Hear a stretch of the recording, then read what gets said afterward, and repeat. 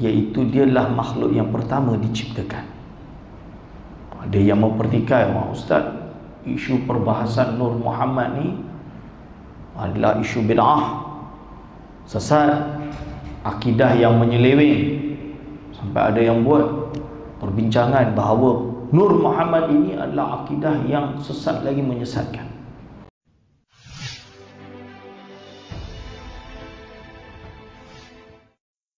Bismillahirrahmanirrahim. Assalamualaikum warahmatullahi wabarakatuh. Alhamdulillahirabbil alamin.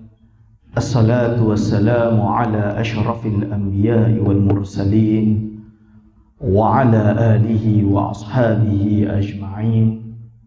Wa la hawla wa la quwwata illa billahil 'aliyyil 'azim.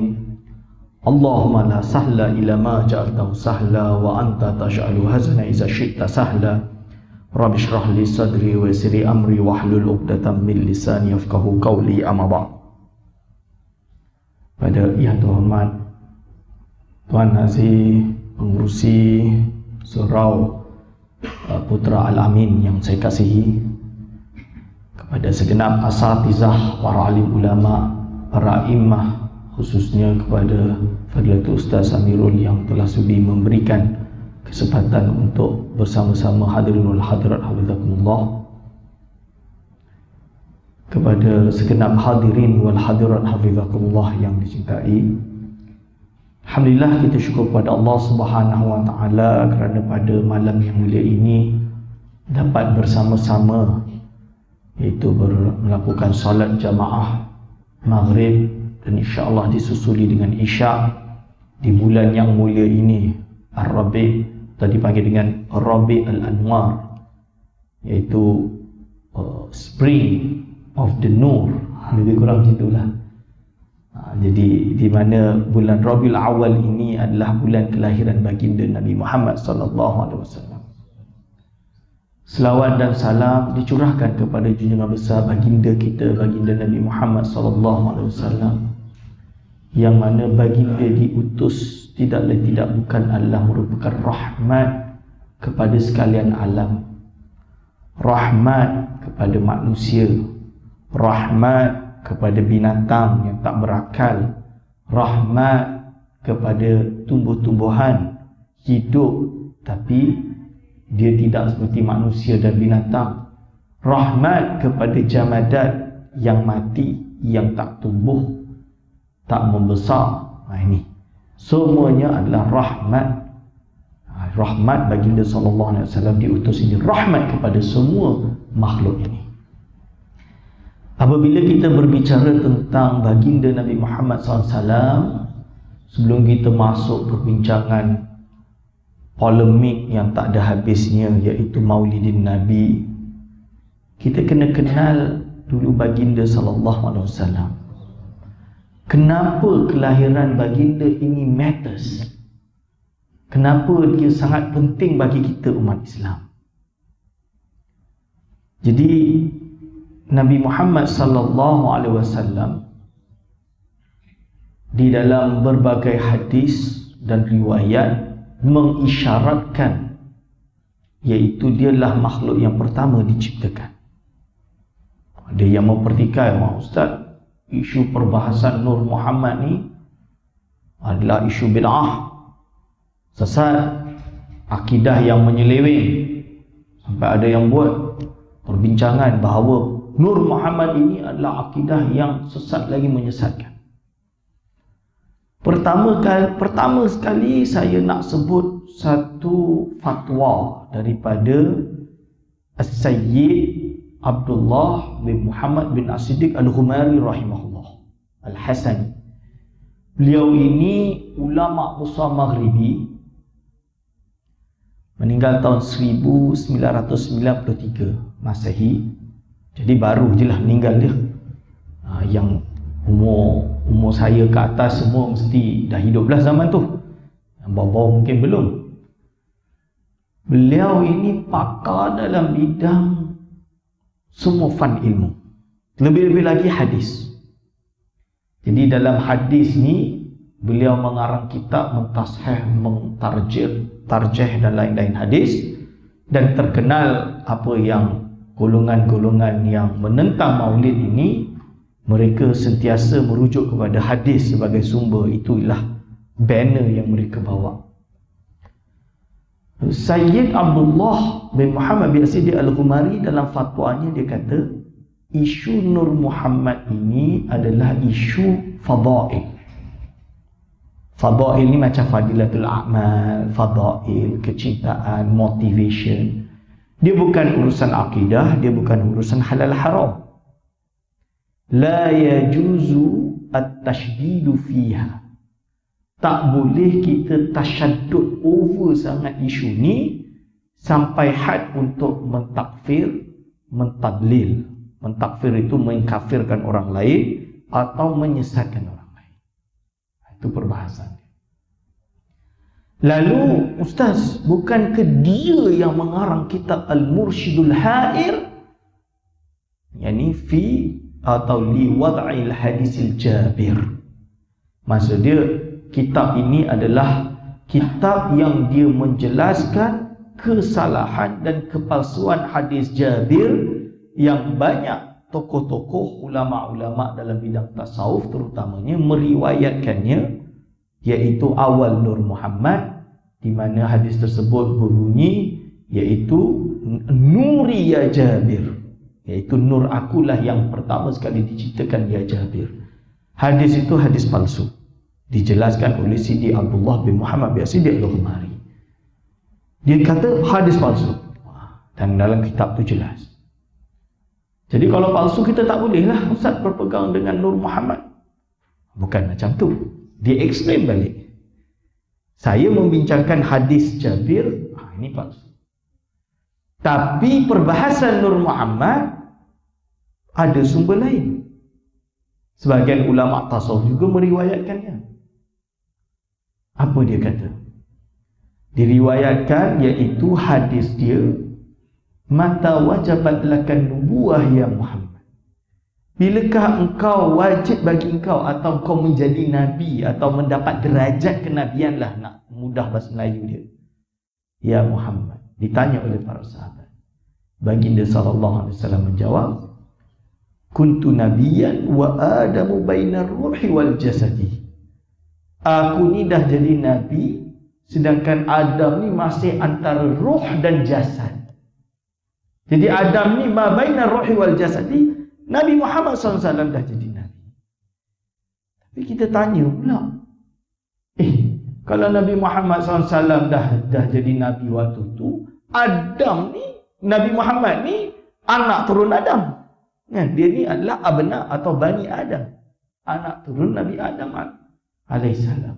Macam mana dia boleh dikatakan sebagai nabi? Jadi dah ada, dia belum lahir lagi, jasad dia belum. Inilah yang ulama sebut dengan istilah al-haqiqatu al-muhammadiyah, iaitu the reality of Muhammad. Muhammadan, the reality of Muhammad. Maksud dia bukan kita nak kata dia itu adalah berbentuk jasad lagi, tapi kenyataan bahawa Allah Subhanahu wa taala sudah melantik Nabi Muhammad sallallahu alaihi wasallam, sudah meletakkan Nabi Muhammad sebagai makhluk yang terbaik, yang teragung di sisinya. Itu the concept, itu dah ada pada waktu itu. Nak gambarkan kenyataan, realiti itu macam mana? Ada satu hadis diriwayatkan oleh Imam Al-Hakim An-Naisaburi. Siapakah Imam Hakim Naisaburi? Seorang muhadis hebat di abad ke-6 Hijriah kalau tak salah. Beliau ini mengarang kitab nama dia Mustadrak. Mustadrak ila Sahihain. Maksud dia Mustadrak ini yang menyusuli dua kitab Sahih Bukhari dan Muslim. Dalam arti Imam Bukhari, Imam Muslim, dia karang kitab sahih, kita tidak ada keraguan baginya.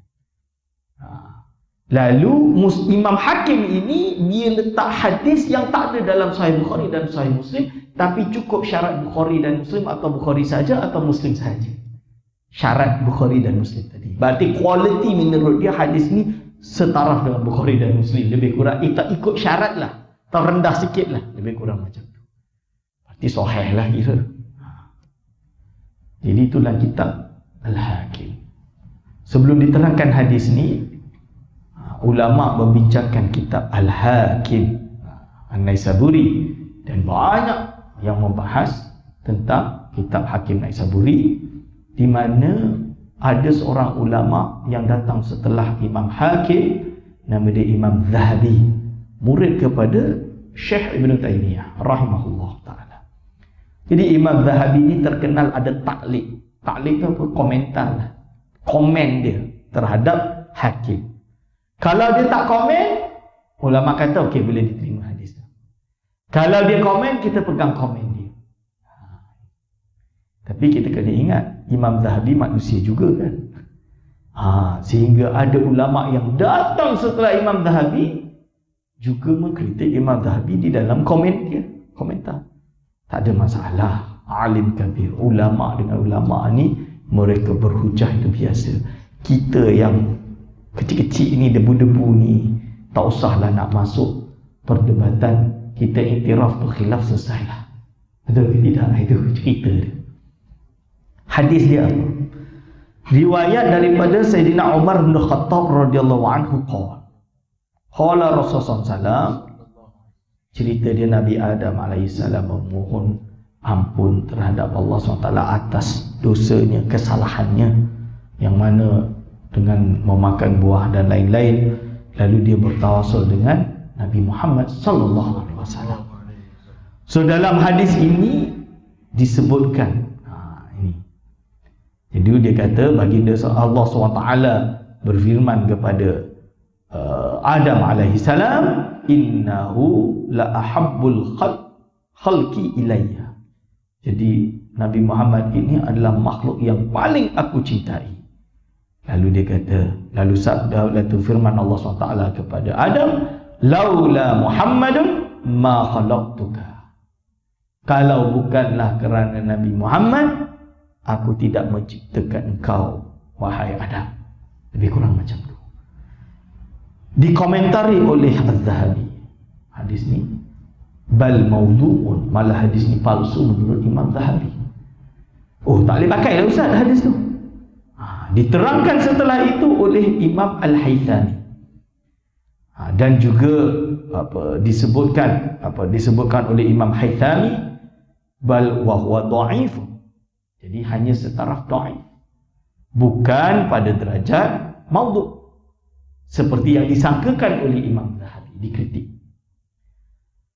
Ustaz, kalau dah dhaif tak boleh lah. Jadi kalau kita nak katakan ni palsu, ya ke tak? Az-Zahabi kata palsu, Hakim kata sahih. Okay? Hakim kata sahih, Zahabi kata palsu. Imam Ibn Hajar Al-Haythami dalam Majma'uz Zawaid dia kata adalah iaitu dhaif. So bila kita kata dhaif lah ni, tengah-tengah ni dhaif lah. Dia dhaif ni tak boleh pakai. Ulama kata dia fadailul a'mal. Fadailul a'mal ni ialah benda fadail. Imam Nawawi kata. Jadi masalah paling besar kita hidup di zaman adanya orang yang hadis fobia, dhaif fobia. Kitab ni memang kena bakar lah pada demo ni. Hadis fobia, dhaif fobia. Sikit-sikit dhaif je terus dah tak boleh pakai. Tak.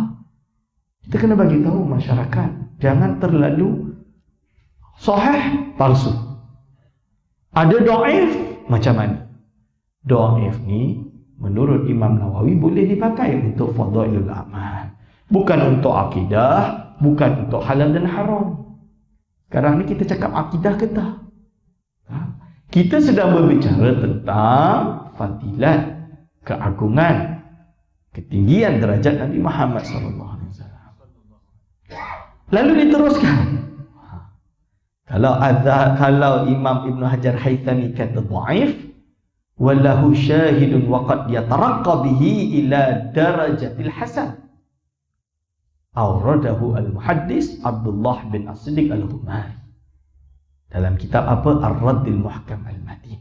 Maksud dia, hadis ini ada syawahid. Syawahid itu maksud dia ada hadis-hadis lain yang mendukung. kita panggil syawahid, yang boleh sampai kepada derajat hasan. Kita nak kata sahih tak berani, dikritik oleh Zahabi, okeylah kita turun dhaif, kita naik ke hasan, at least hasan. Hasan ni bagus lah. Boleh kata bagus. Siapa yang menghasankan hadis itu? As-Sayyid Abdullah bin Muhammad bin As-Siddiq Al-Ghumari di dalam kitabnya Ar-Raddul Muhkam Al-Matin, yang mana dia kata dalam, iaitu lama khalaqallahu al-arda wastawa ila sama ila akhirih, dan di sini di mana iaitu dia meletakkan bahawa hadis ini boleh naik derajat kepada derajat hasan. Panjang hadis dia. Jadi wa adamu bainar ruhi wal jasadi, yang hadis yang saya sebutkan tadi, kuntu nabiyyan wa adamu bainar ruhi wal jasadi, hadis sahih pula. Dia itu datang daripada sanad Imam Tirmizi. Dari gabungan berbagai hadis ini dan juga banyak lagi hadis-hadis lain disebut oleh Dr. Farid Al-Baji daripada Tunis, ulama besar di Zaitunah, dan juga disebutkan oleh ada satu kitab tesis yang ada di Mesir, baru saya dapat, itu yang saya sebut hari malam ni, baru baca seronok, panas kan. Bila baca tu kita tu rasa lega lah, bukan tak ada dalil, ada dalil. Di mana konsep Nur Muhammad awal kejadian, ada ulama kata nisbi, itu kuat dah, paling kuat tu nisbi, bukan secara mutlak. Kalau mutlak juga ada dalil, yang kuat, tapi lebih kuat nisbi. Nisbi ni maksud dia apa?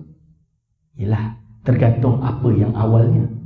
Kalau makhluk secara mutlak, mungkin boleh kita katakan air, seperti dalam firman Allah, daripada air tercipta semua segala sesuatu yang hidup.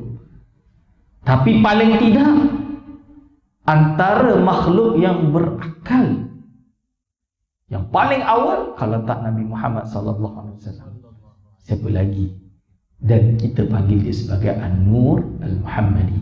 Kerana apa? Firman Allah SWT, itu qad ja'akum minallahi nurun wa kitabun mubin. Telah datang, benar-benar datang kepada kalian semua daripada Allah nur dan kitab yang jelas, yang nyata. Nur ini apa maksud dia? Nur ini adalah Nabi Muhammad SAW. Ini yang ditafsirkan oleh ulama-ulama mufassirin, nurun yakni ay Muhammad. Hadirin wal hadirat, berarti kita nak gaduh-gaduh pun bolehlah, tak setuju, tak ada masalah, tapi jangan sampai kafirkan dan sesatkan. Dua-dua, kiri dan kanan. Kiri dan kanan maksudnya apa? Yang mengatakan Nur Muhammad awal kejadian, kita tak boleh kafirkan, kita tak boleh sesatkan. Kalau dia pakai hadis Jabir, kita tegur dia, tu je, kita betulkan dia. Yang betul macam ni. Yang kedua, orang yang duk tolak Nur Muhammad, kita pun tak boleh nak sesatkan dia, sebab dia ada hujah juga. Jadi kita anggap ini khilaf lah. Boleh tak kita anggap ini khilaf? Kita anggap ini khilaf, selesai, dah tak perlu gaduh. Hadirin wal hadirat hafizakumullah. Apabila kita berbicara perkara ini, keagungan Nabi Muhammad sallallahu alaihi wasallam, itu boleh kita lihat apabila Nabi Adam alaihissalam diciptakan. Dia diciptakan, itu lalu turun kepadanya nabi-nabi yang datang setelahnya, iaitu macam nur lah kita panggil, turun satu persatu. Ini disebut dalam kitab Al-Imam Ibn Rajab, sampai kepada Nabi Ibrahim alaihissalam, turun lagi, sampai kepada, iaitu kisah dia adalah kisah Allahumma salli ala sayyidina Muhammad, Abdul Muttalib. Jadi Abdul Muttalib ni atuk baginda sallallahu, dia waktu itu di zaman jahiliyah Mekah, jahiliyatul Arab, Hajar Aswad hilang. Hajar Aswad itu hilang, tak tahu di mana, tapi tertanam di sekeliling Kaabah. Jadi yang mana ni kita tak tahu, tapi dekat around Kaabah. Orang duk cari tak jumpa. Orang duk cari tak jumpa. Mana pergi Hajar Aswad? Maka Abdul Muttalib ni dia buat nazar. Kalau aku jumpa Hajar Aswad ni, aku nak sembelih seorang anak aku. Anak dia banyak, nak sembelih seorang anak. Dia cari pun cari, korek tak jumpa. Korek tak jumpa. Korek tak jumpa. Sekali dia korek, dia jumpa.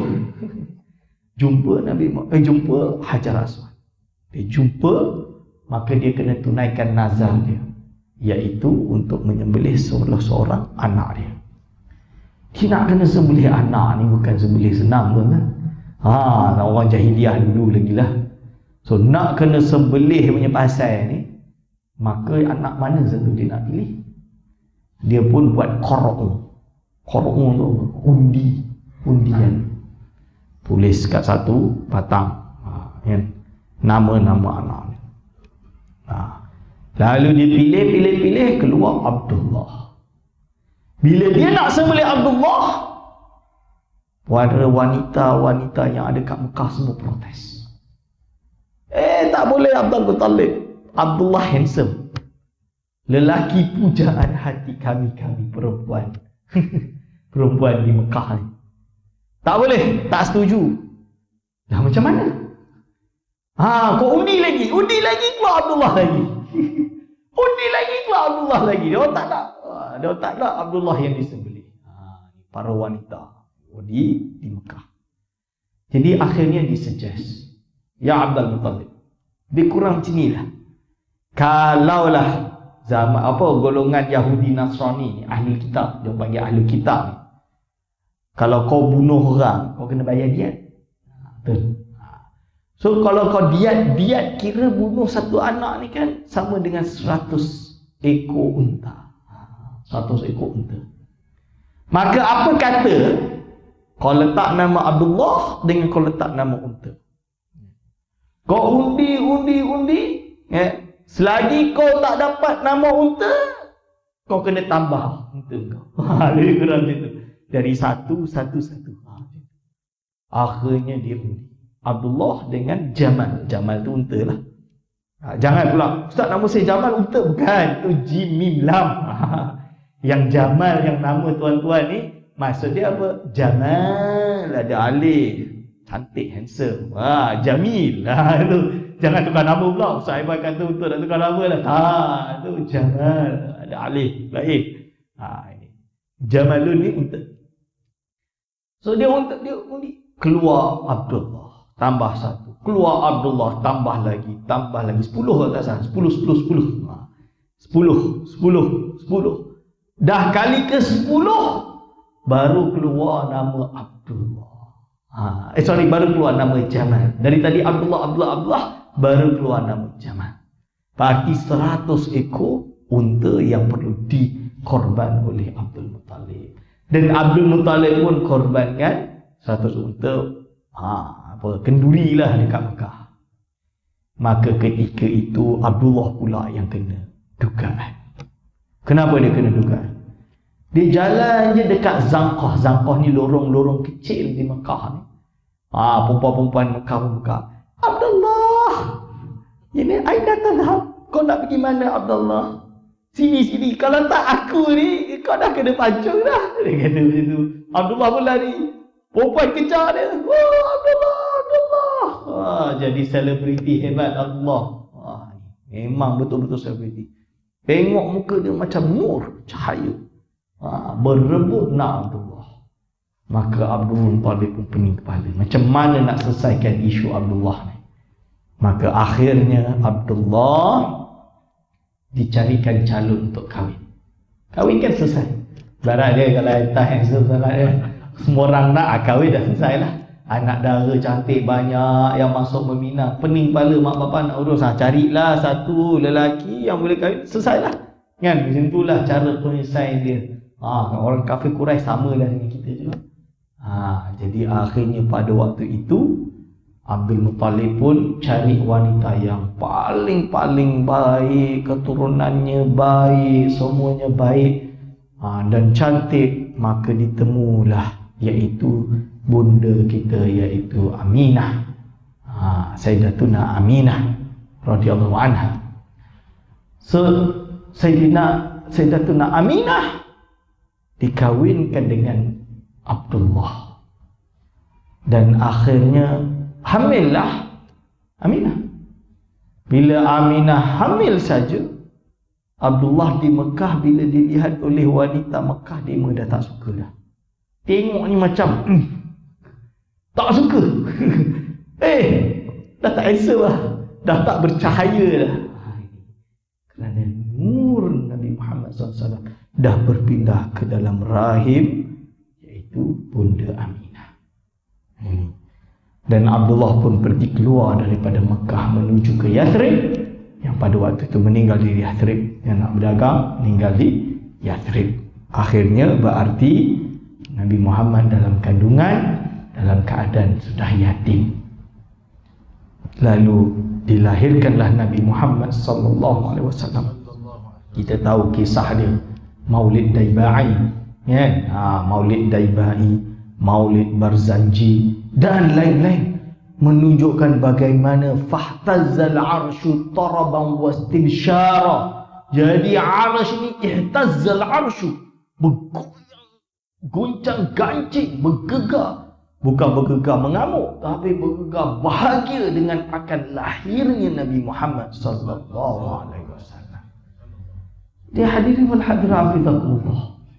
Kita tak nampak kebesaran baginda sallallahu alaihi wasallam. Ini kisah ni diriwayatkan oleh Imam Ibn Hisham dalam kitab sirah dia. Ustaz, sirah Ibn Hisham tu tak boleh diterima kecuali hadis maghazi.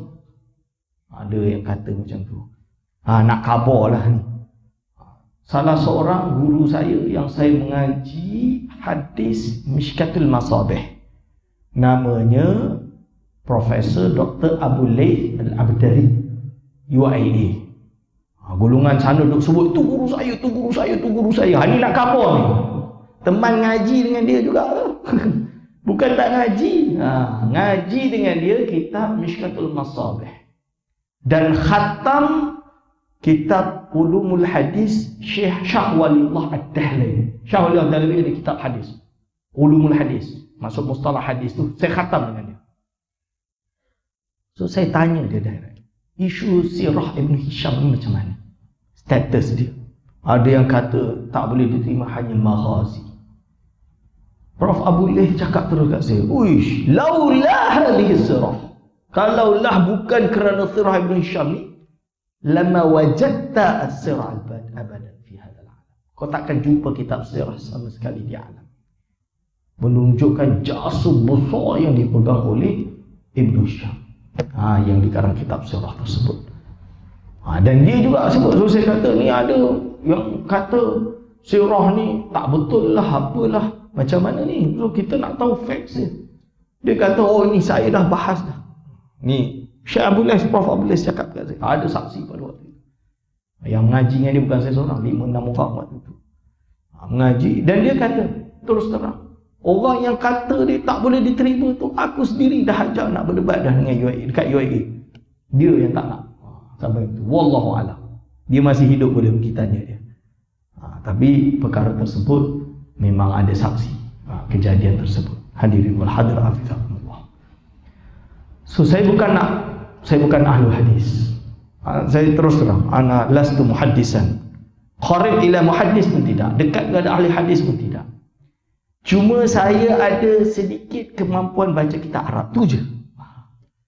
So dalam hal ini saya membaca tulisan beberapa guru kami. Salah seorang dia adalah Profesor Farouk Hamadah, muhaddis terkenal, murid kepada keluarga Khumari di Maghribi. Beliau asal Syria, lari daripada Syria, perang zaman dulu, pada perang 70-an 80-an tu, dia lari dan dia tinggal di Maghribi. Dia mengaji dengan keluarga Khumari dan akhirnya menjadi profesor di berbagai universiti yang ada di Maghribi.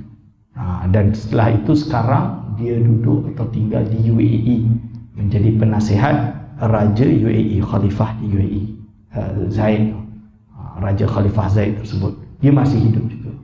Syekh Farouk Hamadah dia memuji, dia meletakkan bahawa Sirah Ibn Hisham is one of the most important sirah di dalam periwayatan hadis kisah sirah baginda Nabi Muhammad sallallahu alaihi wasallam. Itu pendapat dia yang kita nukil. Hadirin wal hadirat hafizakumullah. Dari kisah ini kita boleh lihat apabila baginda sallallahu alaihi wasallam dilahirkan, maulid dia, setelah itu dia membesar. Ada yang kata dia tidak ada apa-apa darajah, apa-apa ketinggian, keagungan. Dia tidak ada derajat tersebut, melainkan ketika dia jadi Nabi ketika umur 40 tahun. Perkara itu tidak benar. Kenapa tidak benar? Dalam ilmu akidah kita ada istilah perkara khawariqul adah yang terjadi. Khawariqul adah ni perkara mencari adat yang terjadi, iaitu sebelum kenabian. Kalau setelah kenabian dipanggil mukjizat. Bila dia mengaku nabi, dia bukti dengan mukjizat tersebut, dia diakui sebagai nabi. Ada perkara mencari adat berlaku sebelum kenabian, itu dipanggil irhas. Irhas. Irhas ini ada dalam kitab akidah, bukan tak ada. Contoh irhas baginda SAW tu dah ada. Ketika dia kecil, Abu Lahab tu sayang dia. Abu Lahab, kira nenek jin. Abu Lahab yang cinta Nabi Muhammad ni, sangat cinta. Sehingga kan dalam Sahih Bukhari meriwayatkan bahawa Abu Lahab pada hari Isnin diringankan azab dia. Ada yang tolak, sebab itu bukan hadis walaupun Bukhari yang riwayatkan. Ulama kata bukan hadis pun, tapi ada mizan ilmi dia. Diriwayatkan dalam kitab Sahih Bukhari bahawa Abu Lahab diringankan pada hari Isnin azab dia kerana bahagia dengan kelahiran Nabi Muhammad sallallahu alaihi wasallam. Abu Lahab ni pernah angkat baginda naik kuda, kuda tak nak jalan. Sebab dia letak Nabi Muhammad kat belakang. Pelik pula. Sekali letak kat depan, kuda jalan. Salah satu kisah yang menarik untuk kita renungi, tuan-tuan dan puan-puan, iaitu orang Yahudi dah tahu dalam kitab-kitab Taurat di mereka akan lahirnya Nabi terakhir di Mekah. Mereka jual tanah Palestin tu, dijual tanah, kebun jual, pindah ke Mekah, bawa isteri dia, berusaha untuk isteri dia hamil pada tahun tersebut, tahun gajah. Dah dengar gajah, kisah gajah tu kan, datang nak serang, nak serang, yang akhirnya diazab oleh Allah dengan burung yang menurunkan batu-batu api dan lain-lain. Alam tarakai itu lah. Jadi mereka pindah ke Mekah dengan harapan anak mereka menjadi Nabi terakhir. Orang Yahudi dulu kejar-kejar nak dapat. Sekali dah habis tahun tu, tak dapat. Dia pun duk fikir, siapa yang jadi Nabi kat sini? Carilah anak yang lahir pada waktu tersebut, salah satunya cucu Abdul Muttalib. Maka dia pergi jumpa Abdul Muttalib. Dia tanya, aku nak tengok cucu kau. Kau tengok ni. Dia tengok, dia bolak-balik. Terjumpa khatam nubuah, dia terus pingsan. Bismillahirrahmanirrahim. Hadirin wal hadirat hafizakumullah. Jadi dia pingsan, terkejut melihat tanda kenabian yang ada pada Nabi Muhammad sallallahu alaihi wasallam. Maka akibat daripada situ dia dibangunkan. Dia pun bercerita, khabarlah perkara tersebut. Jadi ini menunjuk, ini dipanggil dengan irhas.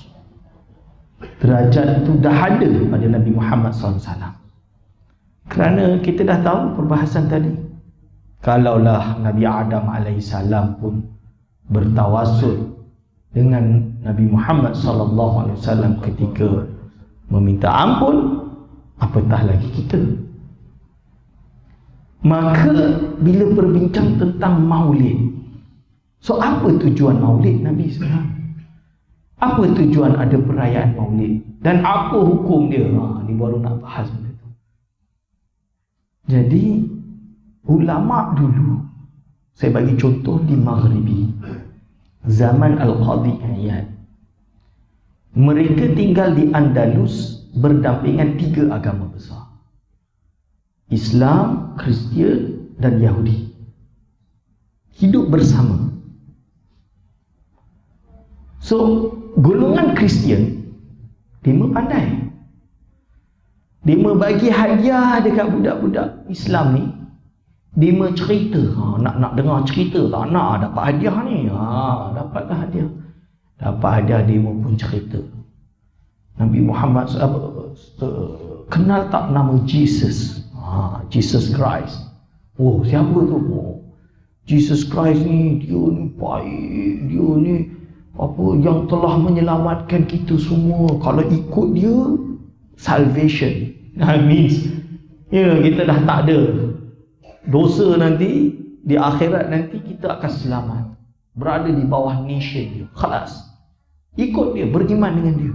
So siapa dia ni? Dia ni anak Tuhan. Lalu tak, kita ada Nabi Muhammad sallallahu alaihi wasallam. Tu manusia je. Dia tak apa hebat dia, apa miracle dia buat, paling-paling belah bulan. Jesus ni hidup kau orang mati. Air jadi wine. Kau jadi Islam, kau tak boleh minum wine. Duduk dengan kita boleh wine. Ini cerita dia. Betul. Disambu. Jadi dia tu akhirnya mencaci maki Nabi Muhammad SAW, menyebabkan budak-budak ni ada yang murtad. So, seorang ulama Al-Qadhi Iyad, akhirnya dia karang kitab nama dia Asy-Syifa bi Ta'rifi Huquqil Mustafa. Kitab ni apa? Dia menceritakan keagungan dan derajat Nabi Muhammad sallallahu alaihi wasallam. Dari mula irkhasnya, dari mula macam-macam sejarah dia, keagungan dia, bagaimana ulama bertawasul dengan dia, disebut dalam kitab tersebut. Last sekali dia tutup dengan bab hukum orang yang mencaci maki Nabi Muhammad SAW. Yang mana dia kata barang siapa yang mencaci maki dalam keadaan sengaja, niat dan juga tahu akan keharaman tersebut, faqad kafara, maka dia telah kufur dan faqtuluh, dia dihukum bunuh. Akan tetapi kita tak adalah nak buat macam tu. Kita ada undang-undang, kita kena ikut undang-undang. Begitu juga dia juga, semuanya kena ikut undang-undang. Masuk mahkamah dulu. Sebab kita tak boleh nak tahu hati orang tu mula kita masukkan mahkamah. Boleh kita judge, fulan pun fulan ni dia takiyah je. Can you know? Kena bawa masuk mahkamah, check, baru boleh tahu. Hadirin wal hadirat hafizakumullah. Tapi inti dia, Al-Qadhi Iyad mengarang kitab itu paling tidak untuk menunjukkan dan mengenalkan kita kepada Nabi Muhammad SAW. So ini tujuan perayaan Maulid. Ini tujuan perayaan Maulid. Mengambil sempena bulan Rabiul Awal. Kita tahu ulama berbeza pendapat 12 hari bulan ini tarikh kelahiran atau tidak. Khilaf, nattafiq alaih. Fahuwal khilaf, khalas. Kita khilaf. Tapi kita tahu juga Rabiul Awal ini, ulama kata Nabi Muhammad SAW lahir di bulan Rabiul Awal. Betul ke tidak? Kalau dah macam tu, apa kata kita bulan setiap malam dalam Rabiul Awal ni kita duk baca sejarah baginda sallallahu alaihi wasallam? Ulama dulu baca kitab Asy-Syifa tu sepanjang bulan Rabiul Awal. Orang Melayu susahlah, Syifa tebal Ustaz, terjemah tak ada lagi. Memang tak ada lagi, setahu saya tak ada lagi lah Syifa. Tapi bahasa Inggeris dah ada, orang putih lagi laju. Aisyah Belmi ke siapa nama dia? Dia dah terjemahkan kitab Asy-Syifa. Dibaca, hatta UIA dibaca kitab tersebut dalam bahasa Inggeris. Yang saya nak cerita ni, kita ni dalam tiap-tiap hari dah tak baca dah. Kalau kat kampung zaman dulu seminggu sekali, puan-puan, hajah-hajah duk baca berzanji, kan? Dengan ibu-ibu je ni, kan? Bawa anak perempuan dia, duk baca berzanji. Alhamdulillah kalau kat Johor ni masih ada, kat Johor. Dia orang buat pertandingan lagi sampai sekarang masih ada. Buku besar cetak Jabatan Agama Besar Johor. Kita kat Kuala Lumpur tak nak khabar lah ni Putrajaya, maaf. Putrajaya ni saya tak tahu, rasa kalau baca Barzanji ni siap ada yang kata bid'ah nanti. Saya nak khabar kan, ni mana? Where is our identity? Dulu kita kenal Nabi Muhammad SAW melalui bacaan Barzanji. Hari ni orang dah lupa dah. Saya ingat lagi Datuk Ashraf Wajdi, dia punya nini ke mak dia, kita panggil Makcik Haji lah, bukan saya, mak saya ngaji dengan Makcik Haji ni. Mengaji dengan Makcik Haji ni, saya tak ingat lah nama dia. Dia cerita, mak saya cerita, memang ngaji tu dengan Barzanjinya, dengan lagu salawatnya, semua dibaca, termasuk sifat 20 dia, Allah wujud kidam baqa. Memang hafal habis dengan lagu tersebut. Lekat dalam hati kecintaan kepada baginda Nabi Muhammad sallallahu alaihi wasallam. Akibat kita dah tak ada budaya ni, lahir keluar orang yang tak kenal Nabi Muhammad, duk buruk-burukkan, dipersendakan. Ini sebab apa? Kalau saya, ini sebab kita dijauhkan daripada jalan untuk mengenal Nabi Muhammad sallallahu alaihi wasallam. So kita kena hidupkan balik Barzanji. Kalau susah Barzanji, Daidai. Maulid Daidai itu jangan tengok nak qasidah dia je, tak. Dari awal, al-hadis al-awwalu kila wa Adam alaihi salam. Dia kan baca tu. Sejarah dia baca. Bahasa Arab tak faham Ustaz, baca terjemahan dia pun tak apalah. Buat lagu sendiri pun tak apa, dia tak ngantuk maksud dia. Tu dia hadir wal hadrat Allah. Sampai kepada kita ada majlis Maulid Nabi. Ini sempena mengenal baginda SAW. Tadi saya sebut tu sebab nak bagi pengenalan kat tuan-tuan, keagungan dia. Boleh ke tak boleh? Bid'ah Rasul tak buat Ustaz. Pertama sekali kita kena faham, ihtifal bil Maulid Nabawi. Al-ihtifal itu adat. Tuan-tuan kahwin, kita buat arus, walimatul arus. Itu kita panggil ihtifal bahasa Arab dia pun sama. Boleh ke tak boleh? Kenapa tak boleh? Itu perayaan. Khitan Ustaz nak buat ihtifal, boleh tak? Boleh. Anak saya dia tak nak khitan, nangis-nangis. Nak beli PlayStation tu dia tak nak. Sebab dia punya tu nak kena potong, dia takut. Dia tengok Ipin-Ipin di pasal. Takut betul-betul. So nak bagi dia nak ni, kita janji kat dia. Ni boy, okey, kalau buat ni, nanti sebelum buat ni kita arak dia dulu, letak dia ihtifal walimatul khitan, ihtifal bil khitan. Zaman dulu buat kan, orang tak nak. Zaman dulu tak pakai cucuk, tak pakai laser, tarik kotor. Siapa nak? Semua budak lari. Cara nak bagi nak dia, kita angkat dia dekat kayu. Arak dia kan. Dia pun macam raja, dia pun suka. Masuk dalam sungai, bawa keluar ke tapak. Baru kita buatlah raya dia, bagi kenduri pulut kuning ke apa ke. Itu maksud dia, ihtifal itu adat. So benda adat ni boleh ke tak boleh? Boleh. Adat tak ada masalah. Itu ihtifal. Ihtifal bin Maulid Nabawi menjadi naik derajat dia kepada ibadat sunat kalau kita buat benda yang sunat dalam dia. Maksud dia bukan ihtifal tu, tapi kita duduk baca sirah Nabi Muhammad SAW, zikrus salihin, lebih-lebih lagi Nabi, turunlah rahmat. Betul ke tidak? Ulama dah sebut. Jadi di situ sisi baiknya. Kita baca tu untuk dikenal, ditahu, dicinta. Ustaz, kalau baca hadis tu ngantuk Ustaz. Kita baca maulid dengan qasidah. Kalau nak tahu burdah, burdah tu isi dia apa? Keagungan Nabi Muhammad SAW melalui bait-bait syair dengan bahar-bahar tertentu. Keluarlah macam-macam lagu dia. Amin tadal urji dan lain-lain.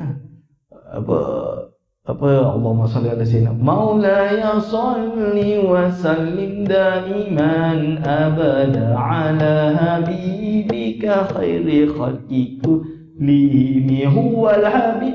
Kita dengar tu pun tak ngantuk. Oh, seronok. Atau lagu macam-macam versi. Mahir Zain pun ada lagu, ada.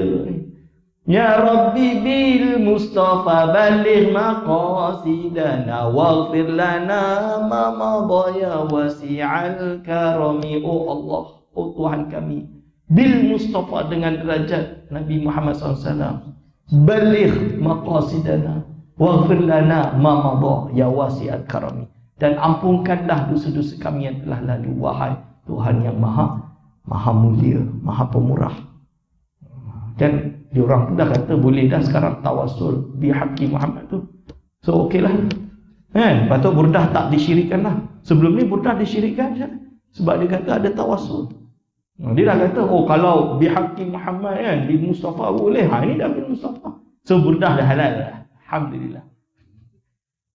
Burdah ni dibaca oleh ulama di Maghribi tu, semua pondok hafal. Bukan baca, hafal. Budak pondok tak hafal burdah tu tak sah. Oh, lebih baik hafal Quran Ustaz. Diorang semua hafal Quran. Nak masuk pondok tu syarat dia hafal Quran dulu. Tak hafal Quran tak boleh masuk pondok. Betul. Kena kutab dulu. Lepas kutab masuk pondok dah hafal Quran. Hafal alfiyah matan-matan. Burdah wajib hafal. Hafal dia. Cuma lagu dia sampai sekarang saya susah nak tiru lah. Satu ton je.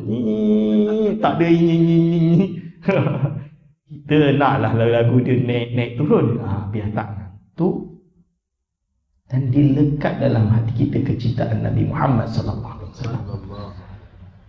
Ulama dah berfatwa tentang Maulid Nabi. Bukan seorang, banyak. Al-Imam As-Suyuti, dia ada risalah kecil khusus membahas tentang Maulid Nabi. Al-Imam Ibn Hajar Asqalani dinukil. Al-Imam, banyak ulama menyebutkan tentang al-ihtifal bil Maulid Nabawi, hukum dia harus, bukan bid'ah. Kalau nak kata bid'ah Rasul tak buat, kita kata ia bid'ah, tapi bid'ah yang hasanah, atau bid'ah yang mubahah, bid'ah yang boleh. Jangan bila dengar bid'ah je allergic. Tak betul. Bid'ah yang allergic ni bid'ah yang diharamkan, bid'ah yang sesat. Sebab apa? Imam Syafi'i kata, bukan saya kata. Imam Asy-Syafi'i dalam kitab Manaqib Syafi'i, Imam Baihaqi diriwayatkan Imam Syafi'i kata, al-bid'atu bid'atani. Bid'ah ni ada dua. Kalau bid'ah tu ada dasar. Maksud bid'ah ni benda yang baru, dari tiada lalu ada. Okey, benda baru. Laisa lahum misalun sabiq, tidak ada contoh sebelumnya. Ini hukum dia kalau perkara tersebut ada dukungan daripada Al-Quran dan Sunnah. Maksud dia ada cara istidlal yang legit, maka dia dikata hasanah, yang baik. Berarti bolehlah. Tapi kalau dia melanggar Al-Quran dan Sunnah, maka dia adalah sesat lagi menyesatkan. Sebab itu kita jangan ada. Al-Imam Izzuddin bin Abdissalam, Izzuddin bin Abdissalam, dia membahagi bid'ah kepada 5 hukum. Ada bid'ah yang wajib, kodifikasi Al-Quran. Rasul tak pernah kodifikasi Al-Quran. Tadwinul Quran tak pernah. Mushaf, cetak mushaf tak pernah. Bid'ah tak? Bid'ah. Tapi bid'ah yang wajib. Ada bid'ah yang sesat. Ada. Seperti apa? Iaitu Mu'tazilah, Jabariyah, Qadariyah, Mujassimah. Itu bid'ah yang sesat. Itu disebutkan oleh ulama. Ada bid'ah yang mubah. Makan apa? Makan roti jala, makan kari. Rasul tak pernah makan kari. Tak ada kari, boleh tak makanlah. Makanlah, apa tak boleh pula. Macam tu lah. Nak beraya sikit lah. Beraya bukan beraya Eid ya. Jangan salah faham. Saya tak sebut Eid. Beraya bahasa Melayu ni. Nak beraya sikit lah. Beraya maksud dia ihtifal. Iaitu nak memperingati kelahiran baginda SAW. Boleh tak? Boleh. Kalau isi dia baik. Kalau isi dia munkarat, haram.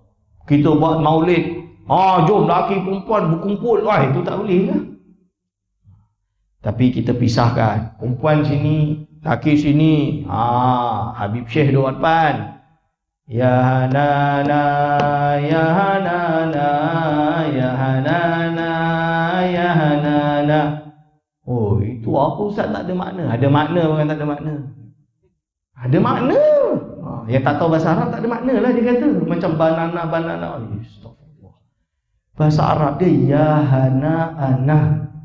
Buang hamzah tu. Wa qasrul maddi jawiz mujma'u. Dalam Alfiah Ibn Malik. Membuang hamzah, mad tu hamzah itu diharuskan, boleh secara mujma' alaih dalam ilmu nahwu. Hana'ana, bahasa Arab tu kalau kita sebut hani'an lakum, maksud dia kau rasa sedap lah kau kan. Saya baru ishtaraitu bait, aku beli rumah baru, hani'an lakum. Kita kata macam tu kan. Itu dia panggil isim sifat musybihat, hani'an. Tapi kalau dia punya masdar dia hana'un. Kata terbit dia hana. Kita buang hamzah tu. Hana. Betul tak? Hana-ana. Oh, sedapnya aku. Buang hamzah. Ya hanana. Betul tak? Itu bahasa Arab. Bukan tak ada makna. Ada makna. Ya hanana. Ya hanana. Oh, sedapnya kita. Oh, sedapnya kita. Bi Muhammad. Iaitu kita sebagai umat Nabi Muhammad pun. Bahagia tak? Bahagia. Budak-budak seronok dari terus terang ni. Bukan zaman tahun 2009, 2010. Waktu Habib Syekh dakwah dulu. Ada orang suka slang. Slang tu rockers Indonesia lah. Dengan tattoo. Jeng. Jadi pengamen. Apa bahasa Melayu pengamen? Tukang. Ambil sedekah lah kan. Tak sedekah. Sekali. Yelah lebih kurang macam tu. Yang rugi naik bas, turun bas. Tak bagi kadang dia pukul kita. Alhamdulillah lah. Ada yang macam tu, ada yang tak lah. Sekali tu dia duduk dengan Habib Syekh, dia suka pula. Habib Syekh pakai baju putih, kopiah putih. Takkan lah dia nak pakai baju rockers kan. Tukar baju, duduk. Ya Hanana, Ya Hanana. Suka. Betul-betul pegang dengan Islam. Tinggal maksiat. Gitar pun dah tertinggal. Ganti dengan ketak ketepung. Duf. Kompang. Solat 5 waktu. Istiqamah. Itu di Indonesia. Di Malaysia tahun 90-an dah ada. Yang kes macam ni. Orang duk main. Huha-huha. Pergi jamming. Pergi apa. Melalui maulid dia berubah 180 derajat. Mengenal Nabi Muhammad SAW, menyebut namanya setiap malam ketika dia bermaulid sampai dia meninggal. Solat 5 waktu dah tak tinggal lah. Hadirin wal hadirat rahimakumullah. Itu tujuan utama kita adakan maulidin Nabi. Kalau ini pun disesatkan, salam, saya tak tahu nak kampung macam mana dah. InsyaAllah hadirin wal hadirat rahimakumullah, saya iktifakkan pengajian saya, sharing saya sampai sekian saja. Dah lambat sangat dah ni waktu isyak. Saya silap saya mohon maaf sebesar-besarnya. Kita berdoa pada Allah Subhanahu Wa Taala melalui bulan Rabiul Awal ini menjadi wasilah. Kalau kita yang dah beriman, dah istiqamah ni, tambah istiqamah, tambah ibadah kita, tambah cinta kita kepada Nabi Muhammad SAW. Dan bagi yang belum mendapat hidayah, semoga dengan lantaran wasilah baginda sallallahu alaihi wasallam ini, mereka semua insya-Allah menjadi beriman, tambah kuat dan istiqamah amal ibadahnya. Aku qauli hadza, astaghfirullah li wa lakum. Wassalamualaikum warahmatullahi wabarakatuh.